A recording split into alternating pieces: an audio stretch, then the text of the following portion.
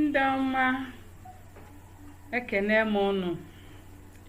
Ọ bụ m bụ onye nkụzi asụsụ Igbo gị, Dorothy Chinelo Akelu. Ụbọchị taa anyị ga-amụ ka esi akpọpụta mkpụrụ okwu Igbo nke ndị oyibo na-akpọ alfabet. Anyị na-akpọ ya mkpụrụ edemede. Ọ bụrụ na ị bụ onye chọrọ ịmụta ka esi agụpụta asụsụ Igbo edere ede, ọ dị mkpa na ịmụtara mkpụrụ edemede a, maka na ọnya ga-enyere gị aka ịkpọpụta okwu n'asụsụ Igbo, okwu ọbụla edere ede n'asụsụ Igbo. Ọ bụrụkwanụ na ịbụ onye n'ịchọ ide ihe n'asụsụ Igbo, ọ mkpụrụ edemede a ga-enyere gị aka iji wee kpokọnata okwu gị wee depụta ya n'asụsụ Igbo.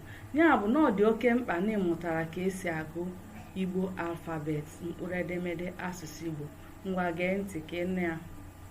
A, B, C, D, E, F, G, B, R, W, H, I, E, J, K, P, Q, L, M, N, Ñ, Ñ, Ñ, O, O, P, R, S, Š, T, U, O, V, W, Y, Z.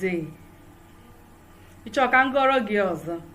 Ngwa ngụọ kịta, ịgụọ ịgụọ, ngụọ isoro m gụọ. A, B, C, D, E, F,